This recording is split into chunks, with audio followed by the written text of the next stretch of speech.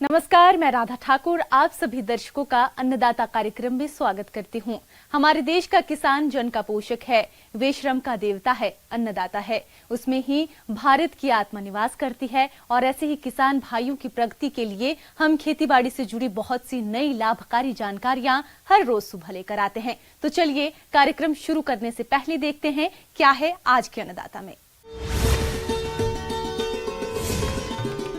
हल्दी की फसल में किए जाने वाले जरूरी कार्य।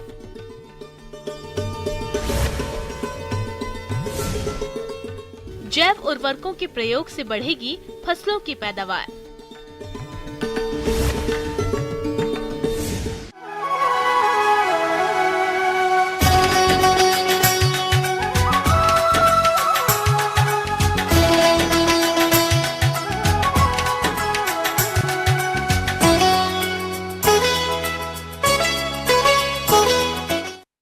हल्दी की खेती अपने राज्य में बड़े पैमाने पर की जाती है और अभी हल्दी की फसल बुआई के समय अनुसार बढ़वार की अलग अलग अवस्थाओं पर है। इस समय खेत में जल भराव, खरपतवारों की अधिकता, रोग और हानिकारक कीट हल्दी की फसल की बढ़वार को बाधित करते हैं। इसलिए इस समय फसल में कुछ जरूरी प्रबंधनों को करने की जरूरत होती है, जिनके बारे में जानकारी दे रही हैं कृषि विज्ञान केंद्र दरभंगा की कृषि विशेषज्ञ पूजा कुमारी।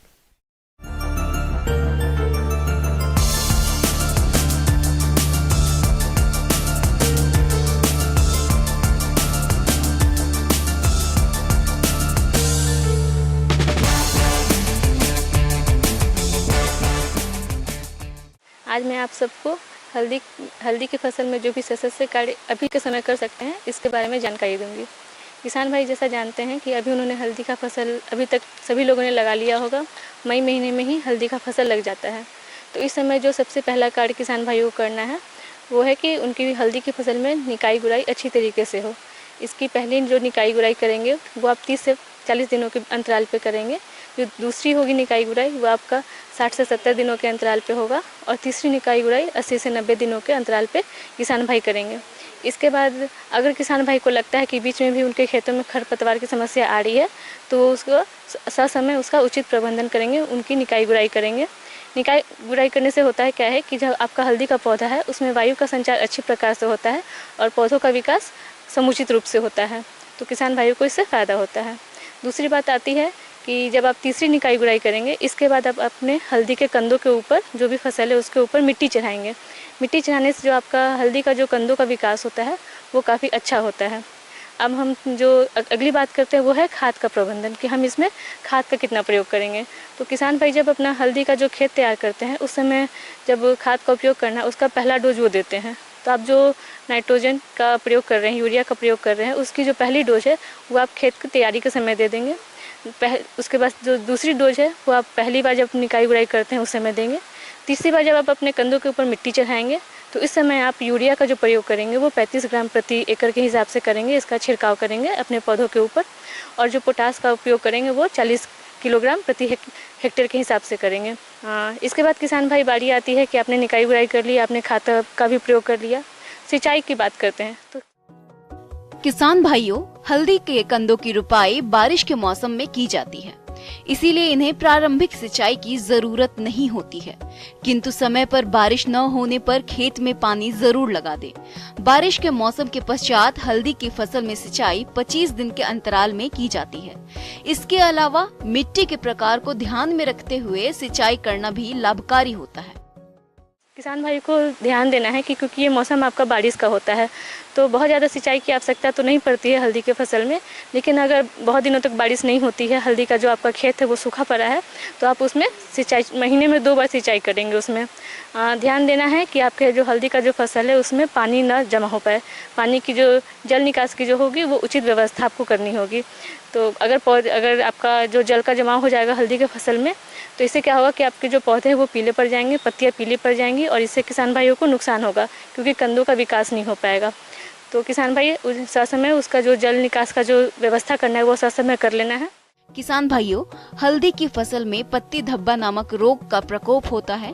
इस रोग के कारण पत्तियों को दोनों ओर छोटे अंडाकार और अनियमित भूरे धब्बे हो जाते हैं। कुछ समय बाद ये गहरे पीले और भूरे रंग के हो जाते हैं। ऐसे में पौधे भी झुलस जाते हैं, जिसकी वजह से फसल के उत्पादन में भारी कमी आ जाती है।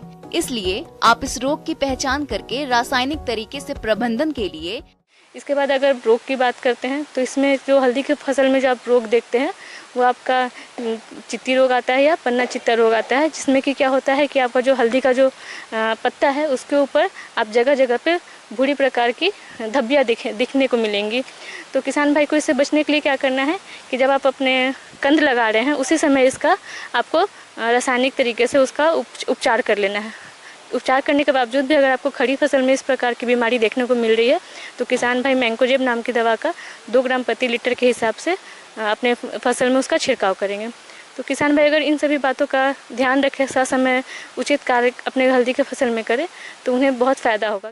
किसान भाइयों, अब लेते हैं एक छोटा सा ब्रेक।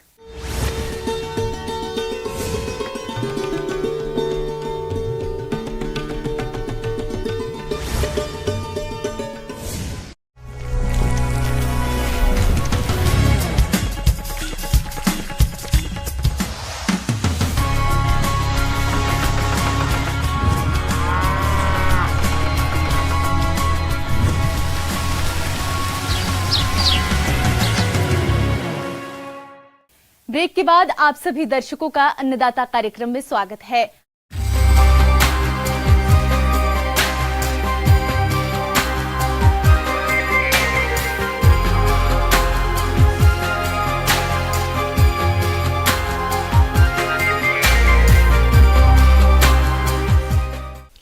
बढ़ती जनसंख्या के साथ साथ आज कृषि पर उत्पादन का दबाव भी बढ़ रहा है, जिसके चलते किसान भाई रासायनिक उर्वरकों का अत्यधिक प्रयोग कर रहे हैं।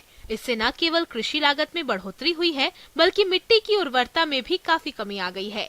इसलिए कृषि वैज्ञानिकों ने अनेक जैव उर्वरकों को खोज निकाला है, जिनका प्रयोग करने से कृषि लागत में कमी तो आती ही है, साथ ही मिट्टी की भौतिक दशा में भी सुधार होता है और फसल में उत्पादन में भी अधिक वृद्धि होती है। तो चलिए जैव उर्वरकों के बारे में जानते हैं बिरसा कृषि विश्वविद्यालय जिला रांची के मृदा विशेषज्ञ डॉक्टर भूपेंद्र कुमार से।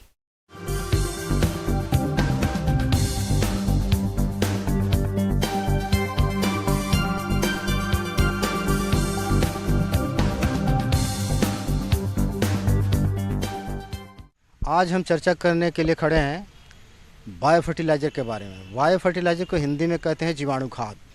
जैसा कि शब्द से ही पता चलता है, जीवाणु खाद।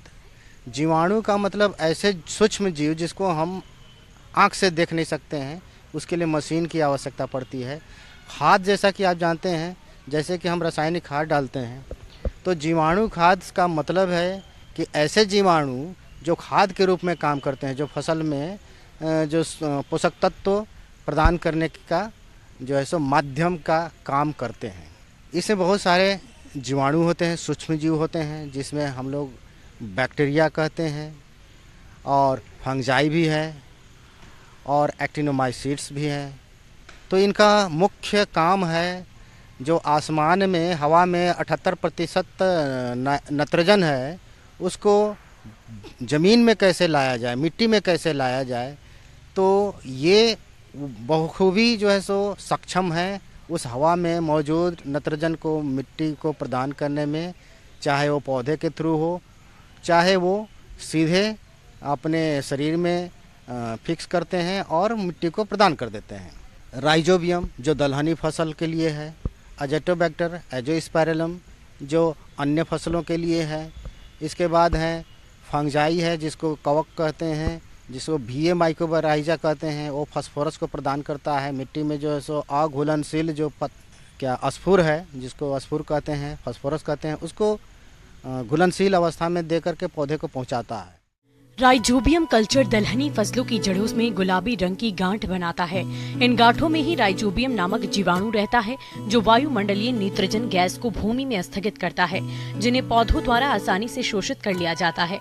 राइजोबियम कल्चर के प्रयोग से भूमि में लगभग 15 से 20 किलोग्राम प्रति हेक्टेयर नाइट्रोजन खाद का लाभ होता है। इसके अलावा उपज में लगभग 10% की वृद्धि होती है। इस कल्चर का प्रयोग मूंग, उड़द, अरहर, सोयाबीन, मटर, चना, मूंगफली, मसूर एवं बरसीम के फसल में करते हैं। अब कारक क्या है जिसके चलते हमको बाहर से देना पड़ता है, क्योंकि भाई मिट्टी में तो पहले ही से मौजूद है, तो क्यों हमको बाहर से डालना पड़ता है। मिट्टी में मौजूद है मगर इनकी संख्या कम हो सकती है, क्षमता कम हो सकती है। हमारी मिट्टी अम्लीय है, अम्लीय मिट्टी में जो है सो संख्या इनकी कम हो सकती है। लगातार कालांतर में खाद डाल करके हम मिट्टी का जो सो गुण को ख़राब कर दे रहे हैं और जैविक पदार्थ का नहीं सेवन कर रहे हैं, जिसके चलते भी इनकी संख्या कम हो सकती है। बहुत तापमान ज़्यादा, पानी जल जमाव और भी अन्य कारण हैं जिसके चलते इनकी संख्या में कमी हो सकती है। कुछ पौधे ऐसे हैं जो उनका घर है, हम लगातार उस पौधे को ले ही नहीं रहे हैं, दूसरे पौधे को ले रहे हैं, तो उनका जो है सो उसमें संख्या कम हो सकता है। इसलिए जो है सो सही फसल चक्र भी अपनाना ज़रूरी होता है। सही फसल चक्र नहीं अपना रहे हैं तो उनकी संख्या कम हो सकती है। तो इन सभी कारणों के चलते इनकी संख्या कम हो जाती है, जिसके चलते हम बाहर से इनका जो प्रयोग करते हैं। एजोटोबैक्टर कल्चर या सूक्ष्म जीवाणु भी राइजोबियम जीवाणु की तरह ही वायुमंडलीय नाइट्रोजन को भूमि में स्थापित करता है। ये जीवाणु जड़ों में किसी प्रकार का गांठ नहीं बनाते हैं। ये जीवाणु मिट्टी में पौधों के जड़ क्षेत्र में स्वतंत्र रूप में पाए जाते हैं तथा नाइट्रोजन गैस के अमोनिया में परिवर्तित कर पौधों को उपलब्ध कराते हैं। इस जीवाणु खाद के प्रयोग में 10 से 20 किलोग्राम नाइट्रोजन प्रति हेक्टेयर की प्राप्ति होती है तथा अनाज वाली फसलों में 10 से 20% एवं सब्जियों में 10% तक की उपज में वृद्धि पाई गई है। इनके प्रयोग से जड़ों में होने वाली फफूंद रोग से भी बचाव होता है। इस कल्चर का प्रयोग गेहूं, जौ, मक्का, बैगन, टमाटर, आलू एवं तिलहनी फसलों में करते हैं।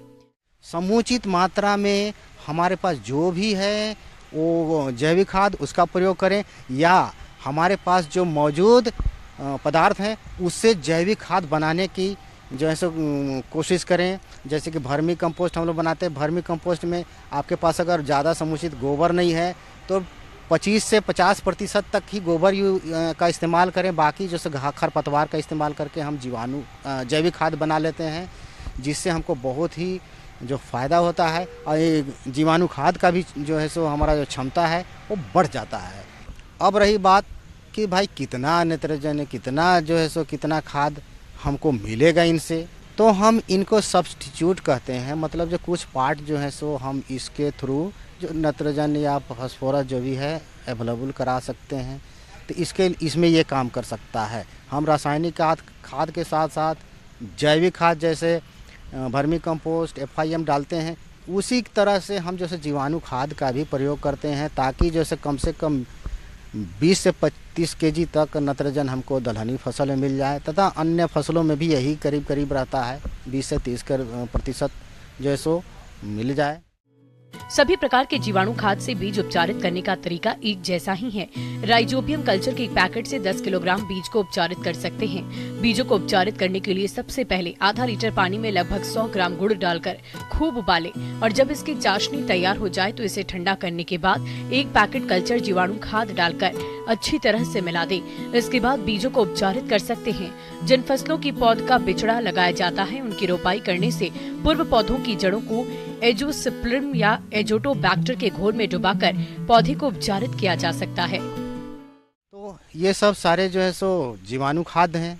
अब इसको हम ये करते हैं, कल्चर में तैयार करके छोटे छोटे पैकेट में रखते हैं संरक्षित करके। तो इनका प्रयोग करना जो है सो लाभकारी होता है, जिससे जो है सो ये रासायनिक खाद पर जो खर्च पड़ते हैं, खर्च जो पड़ रहे हैं उसको हम कम करते हैं। साथ ही साथ कि जो है सो मिट्टी पर जो कुप्रभाव पड़ता है खाली रासायनिक खाद से, उससे भी बचते हैं, जिससे जब मिट्टी की जो हमारी जो धरोहर है, जो बहुत बेशकीमती धरोहर है, इसको भी बचाए रखने में ये जीवाणु खाद हमको बहुत मदद करता है। तो किसान भाई से ये मेरा अनुरोध है कि जीवाणु खाद अवश्य प्रयोग करें, जितना संभव हो, जैसे भी संभव हो हम जीवाणु खाद का प्रयोग करें, ताकि जैसे रासायनिक खाद से हमको कुछ न कुछ राहत मिल सके। आगे और भी है खेतीबाड़ी से जुड़ी हुई बहुत सी रोचक जानकारियां। यहाँ रुकेंगे एक छोटे से ब्रेक के लिए।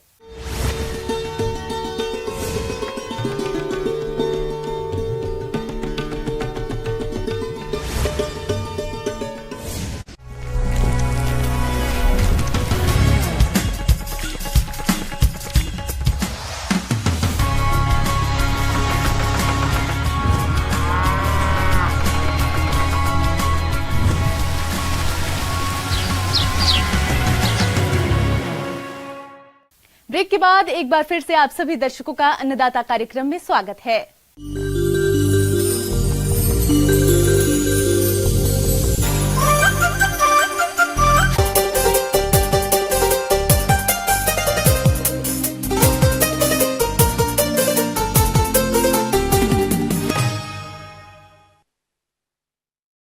प्रदेश के जिन किसान भाइयों के खेत अभी खाली रह गए, वे इस समय कुल्थी की खेती कर सकते हैं और इससे अच्छा खासा मुनाफा कमा सकते हैं।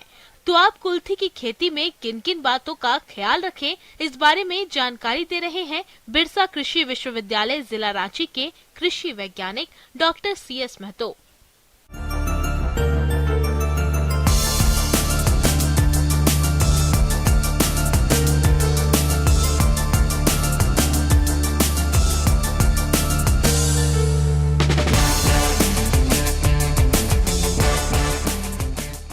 किसान भाइयों नमस्कार।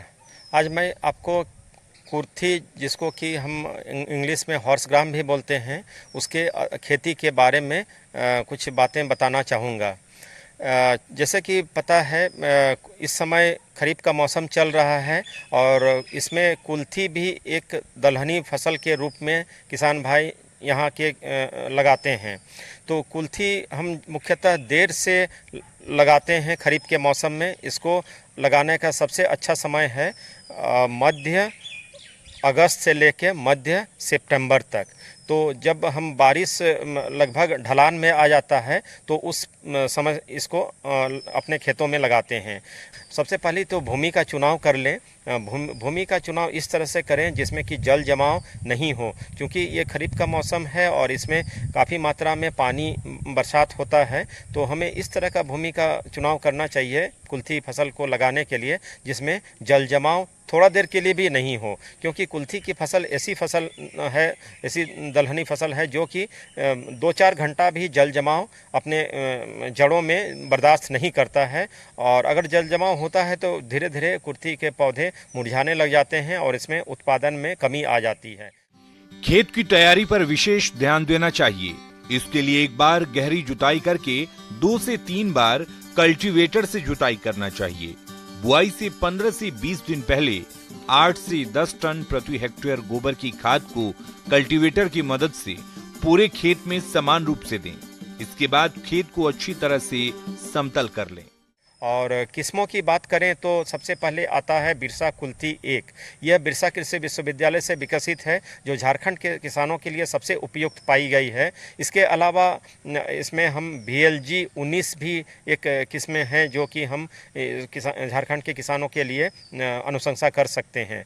इसके पश्चात 2-3 किस्में जो अभी हाल में विकसित हुई है इंदिरा गांधी कृषि विश्वविद्यालय के द्वारा छत्तीसगढ़ में जो है, तो उससे जो विकसित की गई है इंदिरा कुल्थी 1, उसके बाद बिलासा और अलख कुल्थी। ये तीनों कुल्थी की किस्में हैं, अधिक उपज देने वाली किस्में हैं। ये 13 से 14 क्विंटल प्रति हेक्टेयर तक इनसे हम उपज ले सकते हैं। बुआई के पूर्व बीजों को कवकनाशी से उपचारित करें ताकि इन्हें बीज तथा मृदा जनित रोगों के साथ कीट व्याधियों से भी बचा जा सके। इसके लिए बाविस्टिन 1 ग्राम दवा से प्रति किलोग्राम बीज अच्छे से उपचारित करें। राइजोबियम आता है जो कि हमारे विश्वविद्यालय में उपलब्ध है, जिसको हम 4 ग्राम प्रति किलो की दर से अच्छी तरह से बीजों को मिला के छाया में सुखा के उसको लगाना चाहिए, ताकि इसमें जो जड़ में गांठ बनती है उसका विकास अच्छी हो और ये वायुमंडल में जो नेत्रजन है उसको वो ले सके अपने नेत्रजन की आपूर्ति के लिए। तो चूँकि इसमें राइजोबियम हम से बीज उपचारित करते हैं, इसलिए इसमें नेत्रजन के लिए हमको यूरिया देने की आवश्यकता नहीं होती है। रासायनिक खाद के लिए रूप में हम DAP और पोटास देके इसको सफलतापूर्वक खेती कर सकते हैं। जैसे कि आपको पता है झारखंड की ज़मीन जो टांड वाली ज़मीन है वो अम्लीय अवस्था में रहती है। तो अगर अम्लीय मिट्टी को हम अपने लगाने के लिए अनुरूप बनाने के लिए कुल्थी के फसल के लिए इसमें हम चूना द्वारा उपचारित करते हैं इस तरह का मिट्टी को। चूना की मात्रा हम 3 से लेके 5 क्विंटल प्रति हेक्टेयर की दर से अनुशंसा करते हैं। अगर हम बात करें इनके रासायनिक उर्वरक के संबंध में, तो रासायनिक उर्वरक में चूँकि ये दलहनी फसल है तो इसमें यूरिया की कम ही मात्रा लगती है।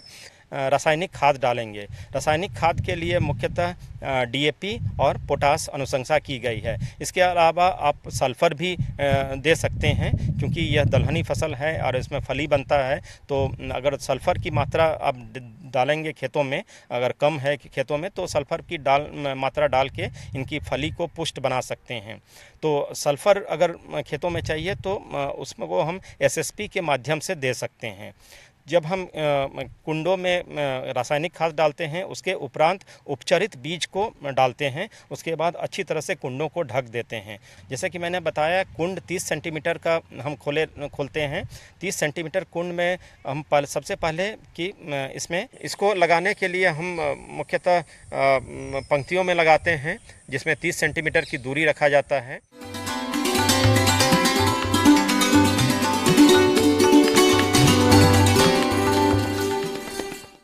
आइए जानते हैं अन्नदाता निशुल्क फोन के माध्यम से पूछे गए समस्याओं का समाधान। आज की अन्नदाता हेल्पलाइन में हमने जिस प्रश्न को शामिल किया है उसे पूछा है गांव मालपुर, जिला लखीसराय के नंदलाल ने। आपने तिल की फसल में किए जाने वाले जरूरी कार्यों के बारे में जानकारी चाहिए है, तो इसके लिए देखिए कार्यक्रम का यह अंश।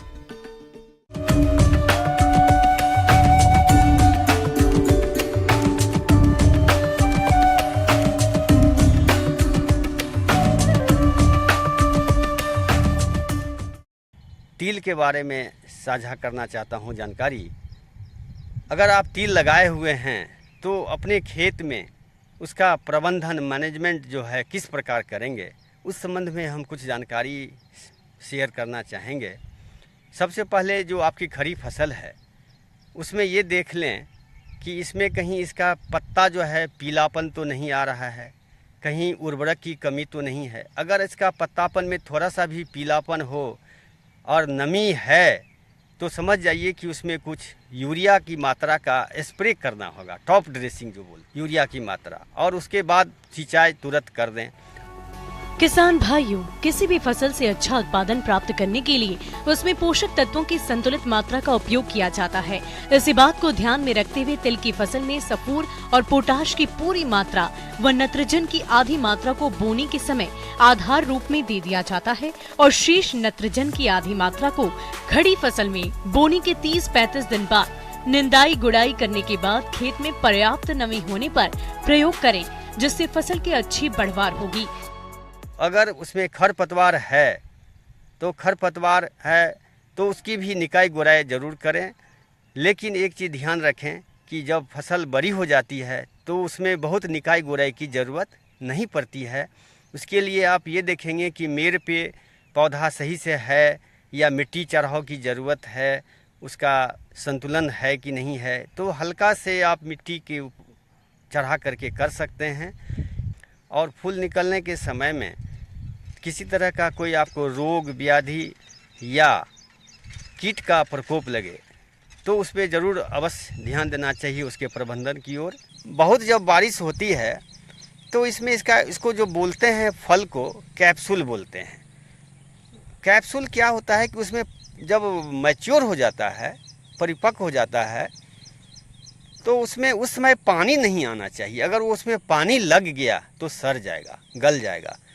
तो किसान भाई इस पर ज़रूर ध्यान देंगे कि कैसा कैप्सूल है, सूखा है कि नहीं है। इसलिए उस कैप्सूल जब बन जाए, इसको फल को कैप्सूल बोलते हैं, तो इसमें फल में पानी का जमाव नहीं होना चाहिए। इसमें सबसे पहला महत्वपूर्ण जो रोग लगता है वो है फाइलोडी।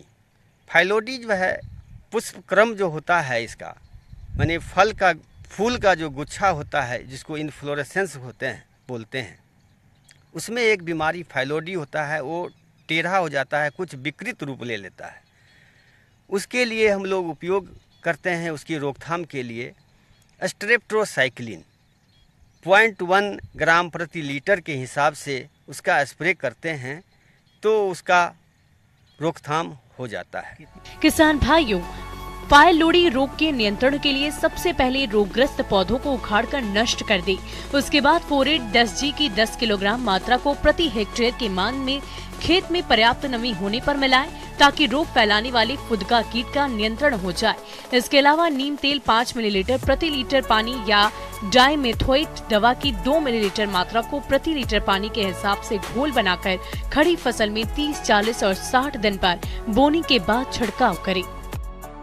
इसके अलावा एक इसमें कीड़ा आता है, कीट, जो कि बहुत ही फेमस है, तिल हॉक मौथ। तिल हॉक मौथ आता है। तिल हॉक मौथ एक प्रकार का बहुत बड़ा ही कीड़ा है और अट्रैक्टिव कीड़ा होता है, काले रंग का। उपचार तो कोई कीटनाशी से नहीं करना चाहिए। हम तो ये सुझाव देंगे कि इसको भगाने की व्यवस्था हो या जैविक हो, तो उसके लिए कोई स्प्रे इस टाइप का करें कि उसकी गंध से उसका दूर रहे वो, क्योंकि एक जैविक इस तरह का कोई अभी ऐसा आगाद नहीं हुआ है इस पे करने के लिए अभी तक। अगर करते हैं उसमें अगर जैविक में, तो कुछ हद तक नीम का जो तेल होता है, करंज का होता है, उसका स्प्रे करेंगे तो उससे दूर भागेगा और इसका बहुत ज़्यादा प्रकोप अभी यहाँ नहीं है इसे। तो किसान भाई इस पर ज़रूर ध्यान देंगे। मैनेजमेंट में बहुत ज़्यादा परेशान होने की ज़रूरत नहीं है और झारखंड का जलवायु इसके लिए बहुत ही अनुकूल है। इसलिए हम चाहेंगे कि हमारे किसान भाई तिल की खेती अवश्य करें और इसका फ़ायदा लें और इसका उपयोग भी करें। किसान भाइयों, कृषि संबंधित समस्या और सुझावों के लिए आप हमें इस पते पर संपर्क कर सकते हैं।